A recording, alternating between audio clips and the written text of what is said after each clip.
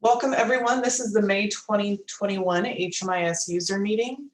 If you haven't already, please enter your agency name into the chat so we know who is participating.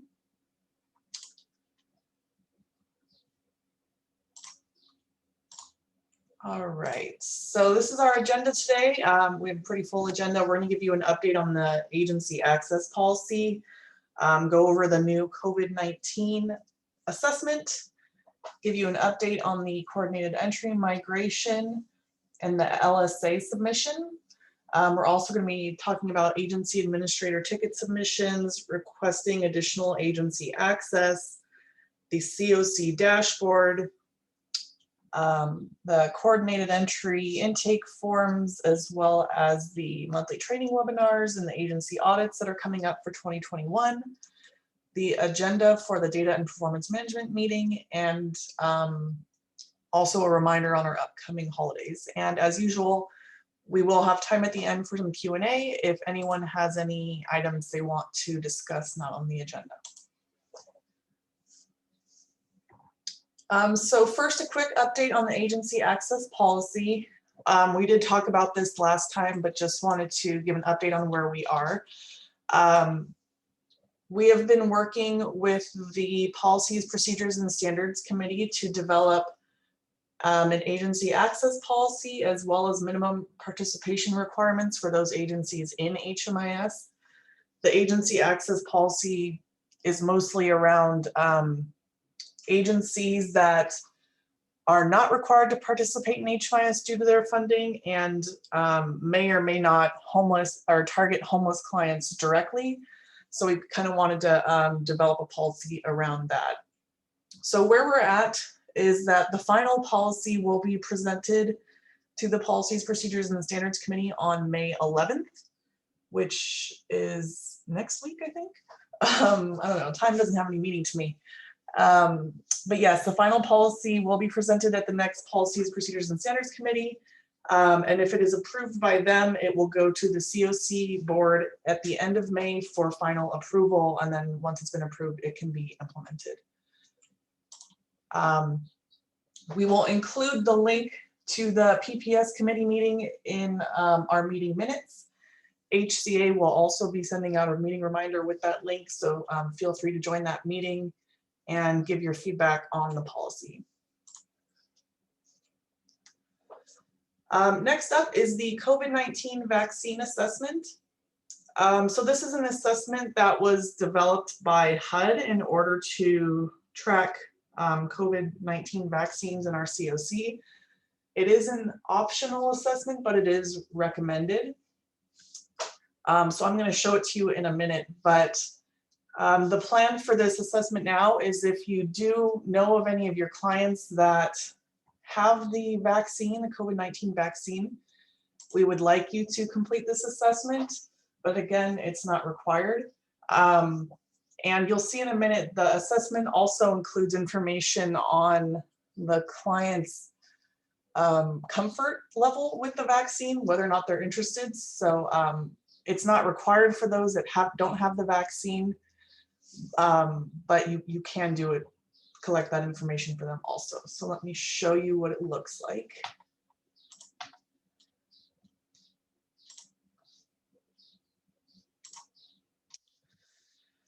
Okay, so this assessment will be available for your agency in HMIS by the end of the week. So in order to access it, what you'll do is you'll first search for the client as normal, and then you will click on the assessment tab under the client's record. Make sure you're not clicking the assessment tab under an enrollment because you won't see it. So click on the assessment tab here. And then the assessment is called COVID-19 Vaccine Assessment. And then you can click on Start. As usual, the assessment date is the date you completed the assessment with the client. And it starts by asking if you're willing to take the vaccine. So you'll say yes or no. If the client says no, it'll ask what the key concern is, and then a note on what they would need to feel safe taking the vaccine. Again, this is optional for clients that don't have a vaccine. And then if you say yes, you'll see some more fields here. So it'll ask whether or not you've had the first shot, yes or no, as well as their vaccination status. So vaccination complete means that they've had, if they require 2 shots, they've had both. Or if it's just a 1-shot vaccine, then that would also be completed if they've had that 1 shot. Partial would be if they need 2 shots and they've had 1. And no vaccine is obviously if they haven't had either shot. And there's also information on when their appointment was scheduled and administered, as well as the location, their recipient ID, the type of vaccine that it is, and whether or not a second dose is required. If yes, you'll see the same dates again for that second dose. Everything on this screen is optional, so if there's anything you don't know, you don't have to fill it in. And again, the entire assessment is also optional, so if you can't do it, then that's okay, but we're trying to collect as much information as we can on those homeless clients that have been vaccinated. So I will stop a minute and see if there's any questions on this assessment before I move on to the next item.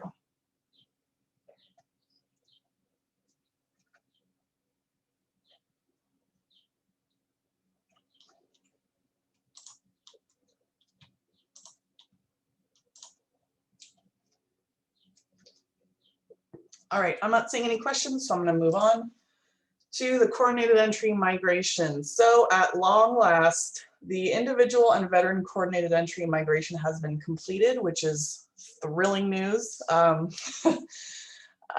sure for all of you as well. So what's happening now, there's still some cleanup that needs to occur, on both sides. So what's been happening for the past week is 2110C, HCA, and Friendship Shelter have all been doing data entry in HMIS. On the 211 side, it's been to correct any issues we find with the actual data that was migrated. On the HCA and the Friendship Shelter side, it's been for data or for referrals that have occurred since the blackout period started for the migration, which is at the beginning of December. So all of that's been happening behind the scenes, but that should be completed within the next couple days. And so what's going to happen now is we are going to send out an email today to everyone with instructions on any additional cleanup that may be needed by the agencies. So we're all obviously doing the best we can to make sure that what's in HMIS reflects the current status of all the clients and that everything has been collected correctly. But obviously you as the agencies know best. So we're going to be sending instructions on reports to run and how to look at your data to make sure that the clients are showing up in HMIS in whatever their true status should be. So look for that email today. And the expected go live for coordinated entry to be fully in HMIS is Monday, May 10th. So what that means is any housing opportunities will need to be entered into HMIS, which I think has already started. Friendship Shelter will be using a report from HMIS to determine who's on the community queue and use matches from that. So that's what we're expecting to begin on Monday. So the sooner you can get your data entry done, the better, to make sure your clients are ready to be matched when the opportunity comes. Any questions on that?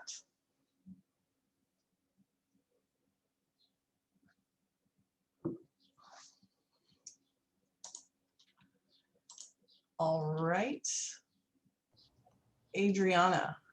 Good morning, everyone. Can you hear me okay? Yeah. Okay, perfect. Okay, So as you know, we submitted the LSA to HUD for the fiscal year of 2019 and also 2020 on January of this year. So today, I would like to show you a report that we just compiled with the information that HUD made available with our LSA data for the last fiscal year of 2020. But before showing you the actual report, I would like to give you like an overview about what we're expecting to see in that report. So as I said, the LSA report is showing data for the 2020 fiscal year, which is from October of 2019 to September of 2020. And this includes data from emergency shelters, transitional housings, and safe havens, rapid housing, permanent supporting housing, and other permanent housing. And this does not include any data from street outreach, nor services only, nor CES projects, okay? So the LSA report that we're about to see is looking at data for three important performance measures. So the first one is days to homeless, and this is the cumulative number of days that a household were served prior to being housed in the system. The second measure is the exits from HMIS, which shows the households that exited from the system and did not have any subsequent enrollment in another project, in any project in the system. And the third and the last measure is returns to homelessness, which shows the number of households that return to the homeless system after exiting to a permanent housing destination. So I know these are very familiar measures because we have talked about those in other reports, but there are a few differences with the LSA report that I would like to point out, okay? So the first one is that the LSA is looking at system level data. So this is not looking at performance on a project level, nor an agency level. The second big important difference is that the universe of the LSA measures are on a household level. And this basically means that the measures are counting the number of households as opposed to the number of clients.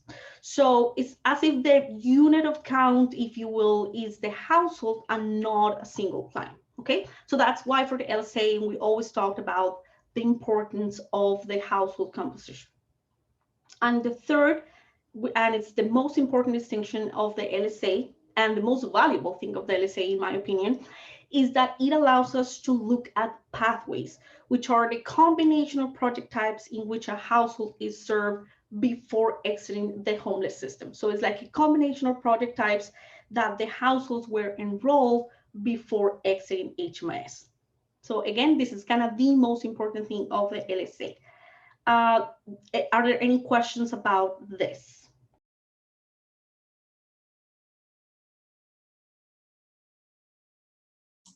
I'm not seeing any.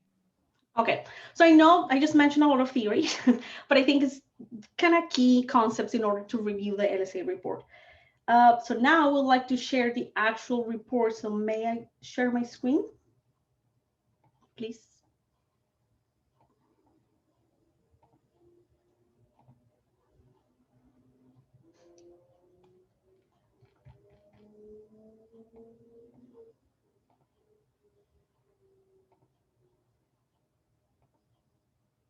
All right, you should be able to now. Okay, so now can you see the report? Yeah. Okay, so this report is huge. It has a lot of information, and it actually doesn't contain all the information that the LSA provides to us. So we really try hard to compile the information that we thought was important in order to share with the community. So we have 4 pages on this report, and the 3 first pages are looking at the measures that I just mentioned. So the first page is looking at days homeless. The second page of the report, we can see exit information, which is the second measure. And in the third page of the report, we have returns to homelessness information. And last but not least, in the fourth and last page, we can see some demographic information and also the system performance map.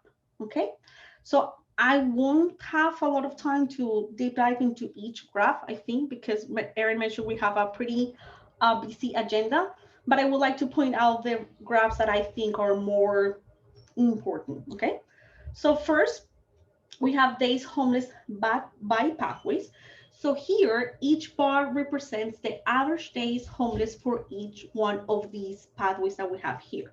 So, and again, the pathways are the combination of project types in which the households were enrolled. So for instance, we have emergency shelter, safe haven only, and here we have emergency shelter, safe haven plus rapid housing as well. So we have all the possible combinations on the pathways label, okay?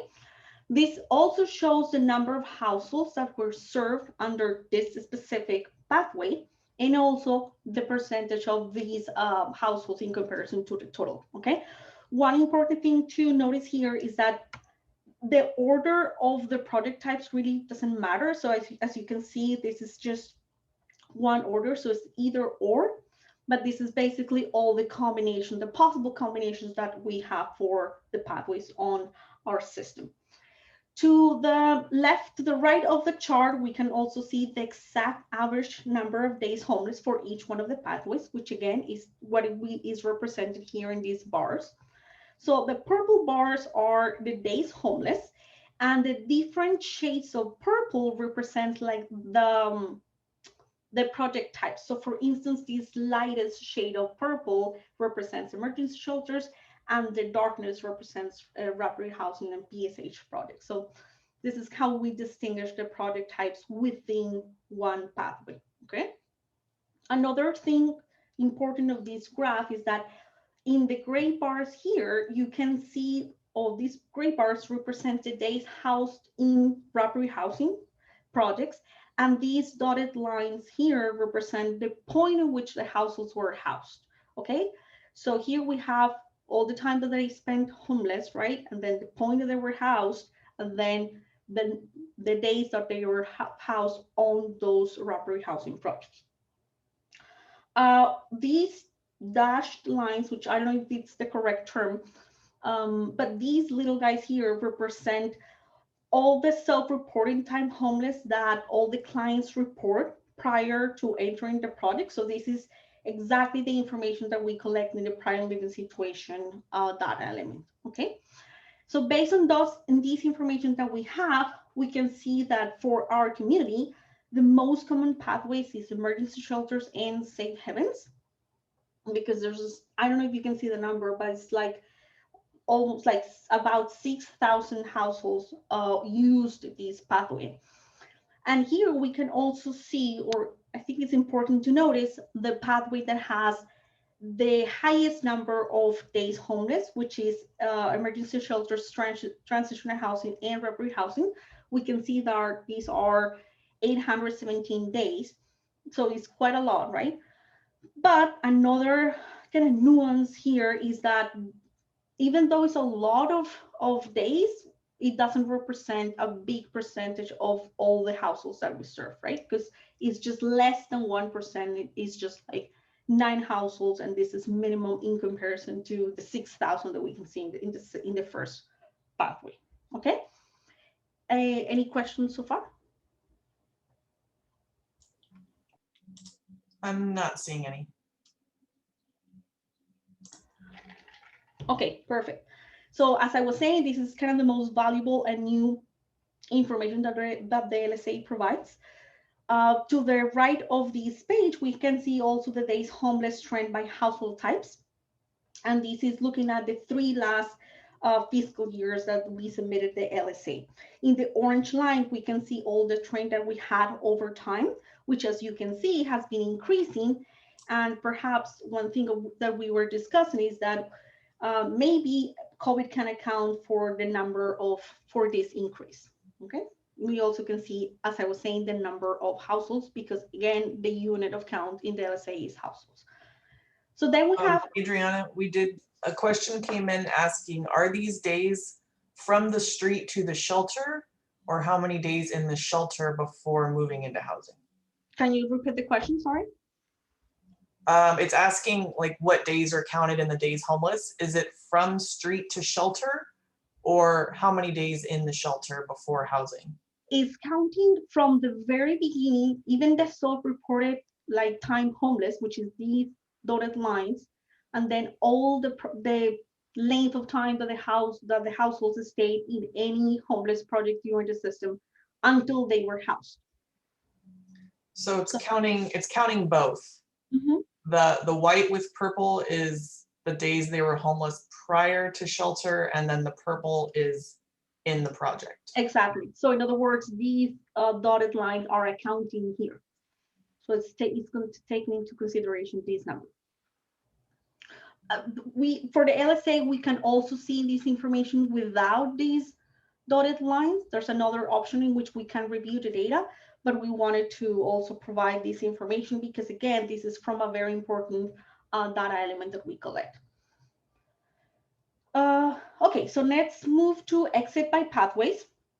So in the first bar, we can see all the households that exited from the homeless system during the reporting period, which we can see is like 5,705 households. And what is interesting is that in these color bars, we can see the proportion of households that exited by destination type. So in green, we have all the households that exit to a permanent destination. In this orange, we can see the households that exit to temporary destinations.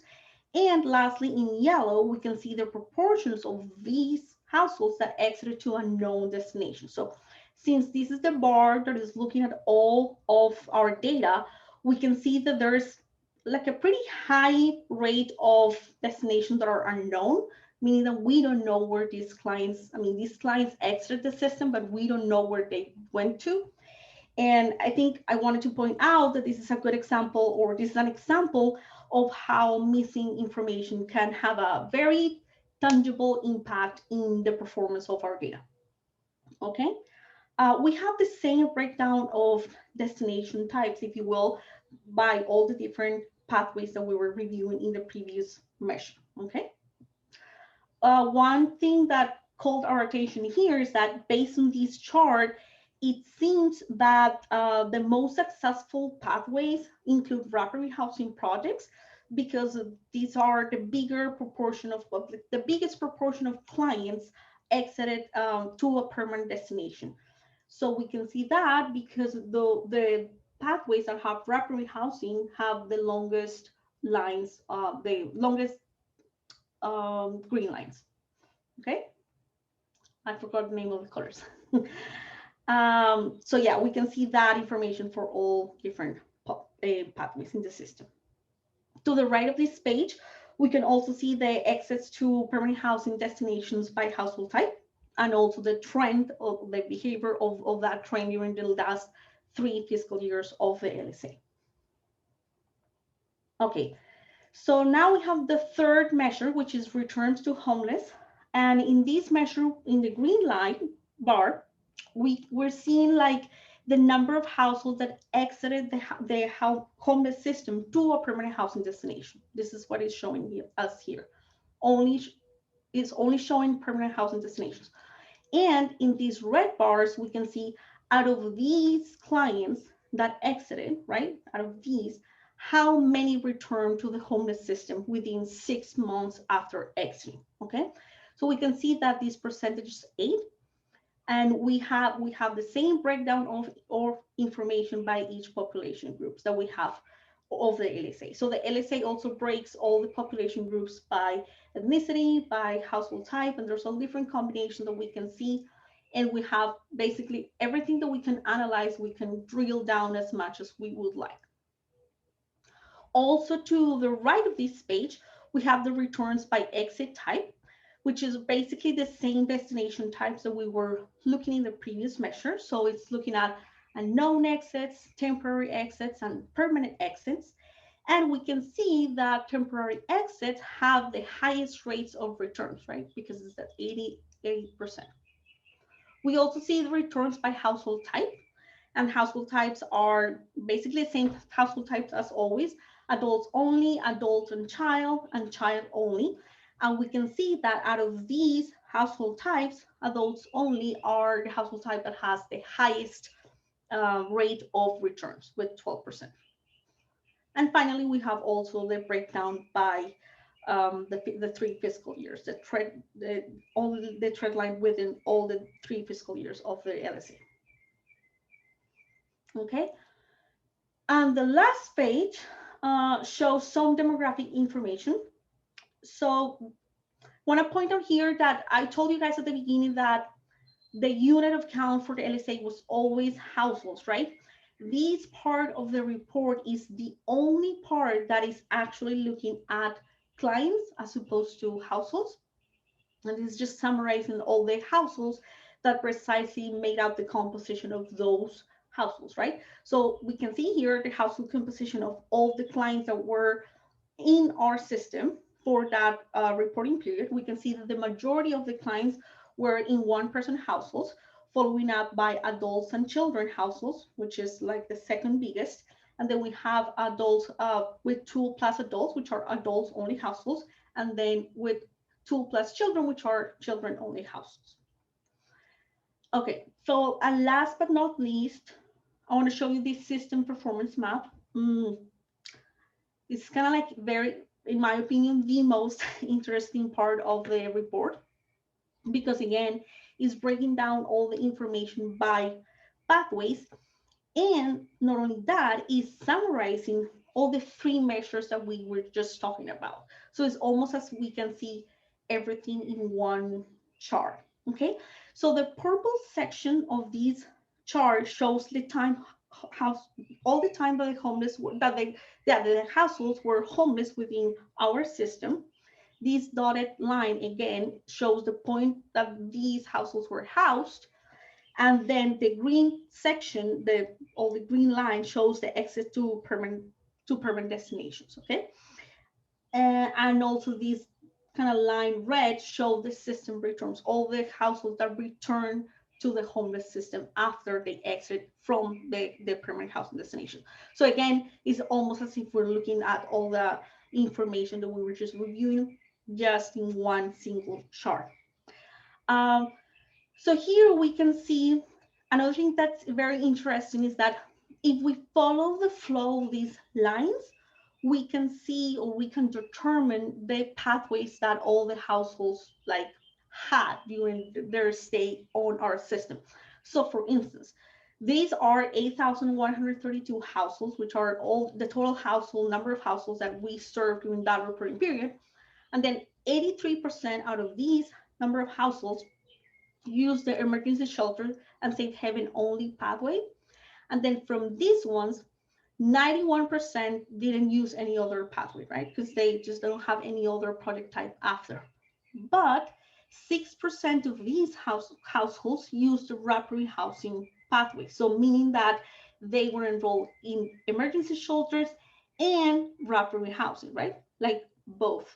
Not necessarily that kind of order, but that composition of project type, because again, the pathway is a combination of project types.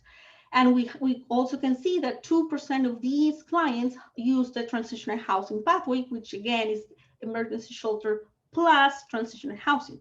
So if we can do this exercise by all of the other lines, and we can see what are the kind of behavior of the workflow that all the households have on our system. So again, I thought this was interesting information, and information that we don't have any other report that gives us the insights of the pathways and pretty much the different project types in which we as a whole system enroll our clients before they exit destination, permanent destinations.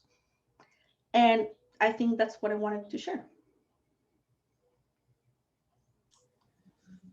All right, so I'm just giving it a minute to see if there's any questions. This report is published on our website, OCHMIS.org. If you want to take kind of a deeper dive into it, that's available. I am not seeing, yeah, so Adriana's showing you. It's here, so you go to reports, and then you hover over LSA, and then LSA, and then here you can see all the LSA submissions that we have had. So this is the guide that I was just showing you guys. Yes, so if you want to review this yourself, take a deeper dive, that is available. I am not seeing any questions.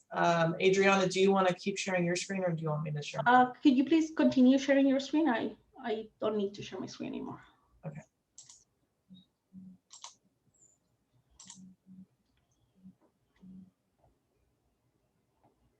Okay.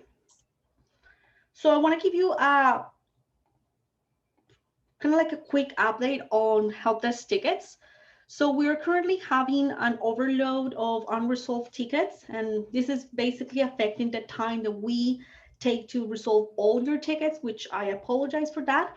But so I would like to, or we would like to ask you for your patience while we get over all your tickets and resolve them. So again, this is just because we're having like a quite overload. And quite frankly, there's a lot of projects on our plate right now, and we're still understaffed. So basically, please bear with us while we're trying our best to get the tickets resolved and to get back to you as soon as possible. But we just wanted to point that out in case you have noticed. And another thing related to tickets is that lately we have seen an increase in the number of tickets entered by users other than agency admins. And also there have been tickets entered by agency users on behalf of their agency admin. So basically it's like the user entering the ticket with the agency admin credentials. So that is obviously a no-no. And it can also create a lot of confusion among us and you and everybody. So I just want to ask you guys to please remind all your users that only agency administrators should enter tickets, and that nobody should enter a ticket on behalf of another person. That's a no-no. That's identity theft. So yes, this is kind of like what I wanted to share with you regarding help desk ticket status.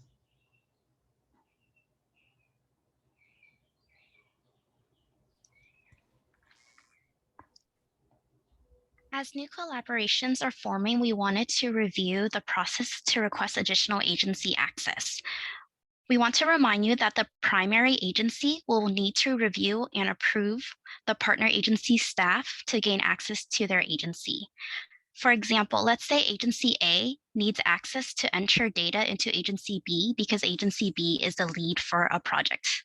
Could I share my screen?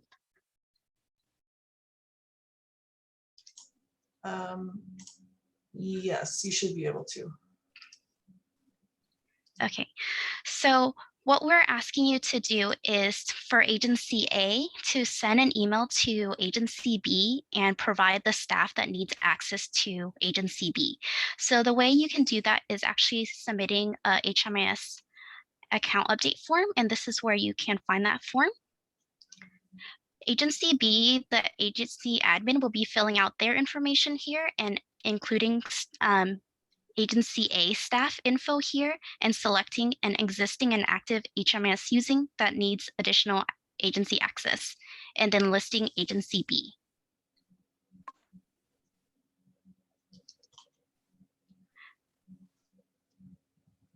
And then go ahead. Sorry, I was just saying I'm done with sharing. I was just gonna, can you go back really quick to the form? And just go over who agency B is in this scenario again and who agency A is? Yes, so agency B would be the lead agency, the primary agency that you're requesting to enter data into. So agency A is a partner agency that needs access to the primary agency to enter data into their partner project. Okay, thanks. And the reason, just so everyone knows, that the agency that is managing the project and is kind of housing the project in HMIS, the reason they need to request the access for the users at the other agencies is because the users at the other agencies will have access to complete data entry at any project within that agency once they have access. And so that agency needs to be aware of who is getting access to their data. All right.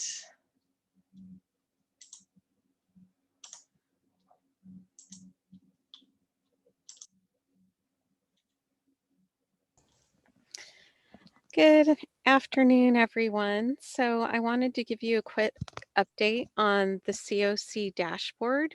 We have published the COC dashboard for Q1 on our website, and the link is provided on this slide, and it is available on our website, like I said. The dashboard contains information on clients who are active in any project type in HMIS or contacted 211 OC for information and referral information during the reporting period covered in Q1. So that's available on our website. Please do check it out. We did work really hard on that to get that information together. So please check it out. And then I'm ready for the next slide. So the coordinated entry intake forms are available on our website. Again, the links for the forms can be found in this slide and are available on our website. So we have the individual CES enrollment with custom questions form. We also have the individual CES VI SPDAT form, and we also have the family CES VI SPDAT form as well. So they are available on our website, and the links will be available in the slide and in the meeting minutes. So, and I think Erin is quickly showing us where those forms are available. So if Yes. you, so it's under COC ESG, and when you click on that, the forms will be available towards the bottom, and so there they are for you to download and attach to a client's profile.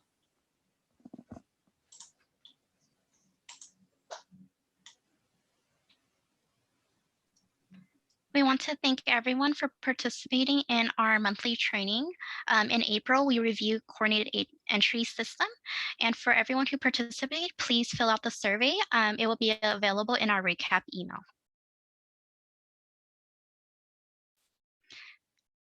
Also, the trainings are available on our site. And for this month, May, we'll be covering agency admin role and data quality reports. So please join us Thursday, May 27th at 10, and we will have the link available in our recap email, as well as we'll be sending out a newsletter a week before the training.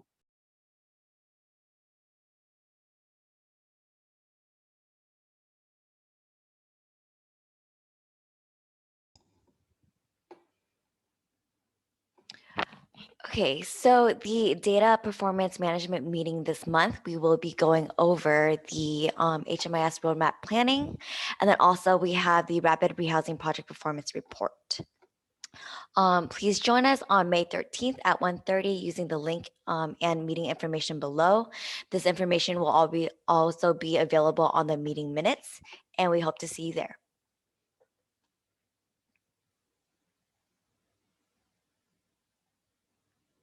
So it is that time again for the annual HMIS audits. The 2021 HMIS agency audits will begin in June. We will be sending out emails to schedule your audits in the upcoming weeks.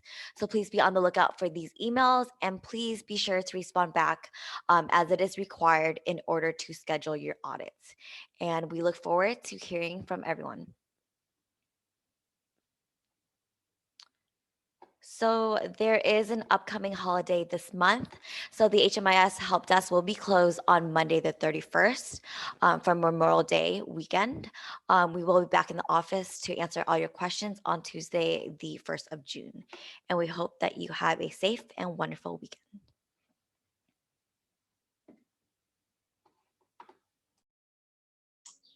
Okay, so that was all of the content that we wanted to share with you today. We do have a few minutes for Q&A. If anyone has any burning questions, any quick demos they want to see, anything we didn't cover. So we will sit for a few minutes, and if you have any questions, you can put them in the chat, or if you want to unmute yourself, you can also do that.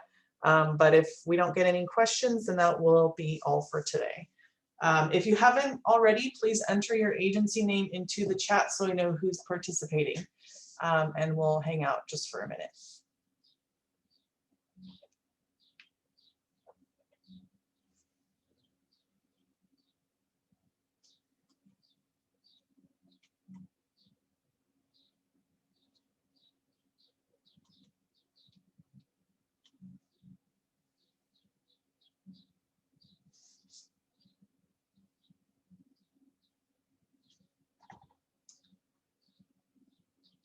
All right, I'm not seeing any questions coming in, so I'm gonna wrap it up. As usual, the meeting minutes and slides and recording will be sent out through email to all the agencies. That usually goes out within a few days of the meeting, so maybe Monday or Tuesday. The next meeting will be on June, let me check really quick. June 2nd. And we will send the agenda for that meeting the week prior. So thank you so much for attending, everyone. Good to see you all. Stay safe, and we will talk to you next month.